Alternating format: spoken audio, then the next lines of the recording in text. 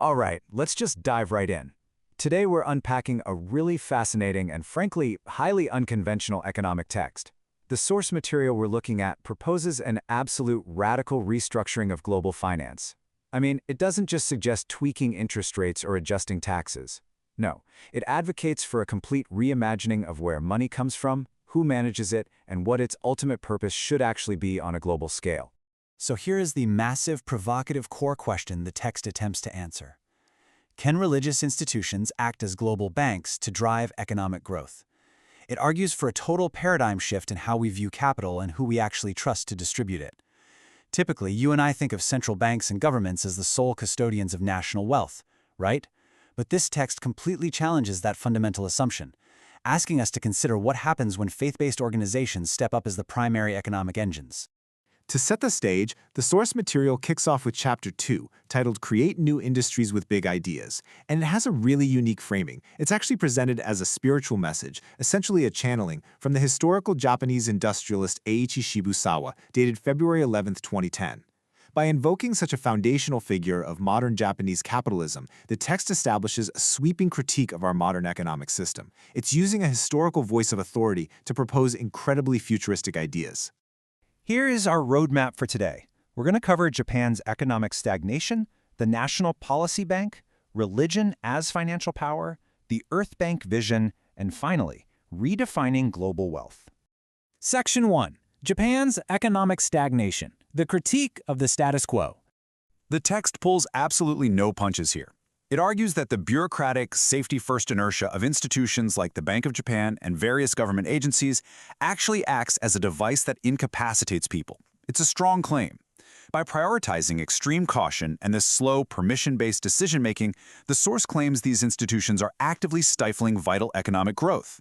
The central argument is that a lack of entrepreneurial spirit and a total failure to fund risk-taking venture enterprises has led directly to a stagnant, declining economy. Section 2. The National Policy Bank, Fostering Venture Capital. So what's the proposed fix? There's a stark contrast between the old way and the proposed new way. Instead of a slow-moving central bank, the text proposes a national policy bank. This new entity would be equipped with a true management mindset. It would be completely comfortable taking calculated risks, acting decisively, and specifically targeting venture enterprises to stimulate real, aggressive economic expansion. According to the source, this new bank's primary mission would be fundamentally different from just holding deposits or buying up government bonds. It's all about increasing the velocity of money. The author argues that true national power comes from raising up new industries and visionary companies. Therefore, a banking system needs to be designed not just to safeguard wealth, but to actively create it by placing bold bets on the future. Honestly, think of it less like a traditional bank vault and much more like an aggressive venture capital fund for the entire nation. Section 3. Religion as Financial Power, Justifying Religious Banking. Now you might be wondering, how exactly does religion fit into all of this? Well, to justify religious organizations wielding massive financial power, the author draws some bold parallels to existing frameworks. The text explicitly points to the Vatican Bank's role within Catholicism and the sprawling global influence of Islamic finance. The argument here is that having a religious institution operate a bank or manage massive financial resources is not unprecedented at all. Rather, it's a historically proven method for religions to execute their earthly missions. By observing the Islamic finance model, where religious teachings directly inform financial principles, right down to the permissibility of charging interest, the author argues that erasing the rigid distinction between religion and government economics is an already proven concept. The author suggests that their own religious movement can, and absolutely should, establish its own foundational economic principles to guide large-scale financial operations. Section 4. The Earth Bank Vision, Scaling to Global Prosperity. This is where things get truly global. The text envisions the creation of what it calls an Earth Bank. Because a national central bank is viewed as structurally too small and constrained by borders, this new institution would act as a massive, globally focused fund. And what's fascinating is where they suggest directing this capital. They want to put it heavily into futuristic frontiers, specifically the space industry. But what is the actual point of all this accumulation? The ultimate objective of this institution isn't just getting rich for the sake of it. The stated mission of the Earth Bank is actually freeing the world from poverty. The logic presented in the text is that you cannot eradicate poverty by merely redistributing existing limited resources. Instead, you have to drastically increase the total absolute volume of wealth in the world, and you do that through massive, unorthodox financial expansion and technological investment. Section 5. Redefining Global Wealth, the Step-by-Step Evolution.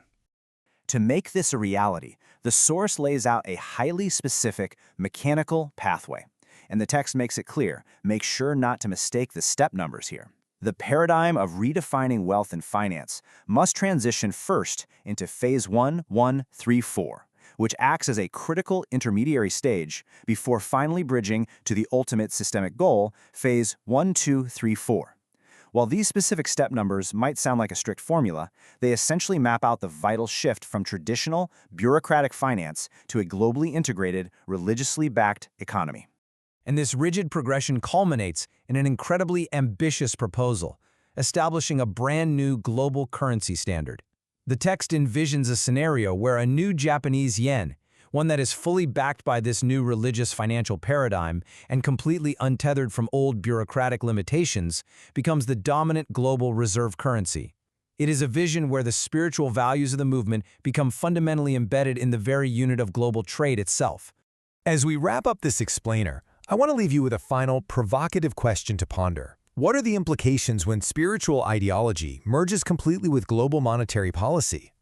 The source material presents a meticulously structured argument for dismantling traditional central banking and replacing it with a hyper-growth, faith-driven financial engine. Whether you view that as an inspiring utopian blueprint or a highly controversial merging of church and market, the text forces us to ask, what does the world look like when the people who define our spiritual values are the exact same people printing the money? Thanks for joining me on this deep dive, and keep questioning the systems around you.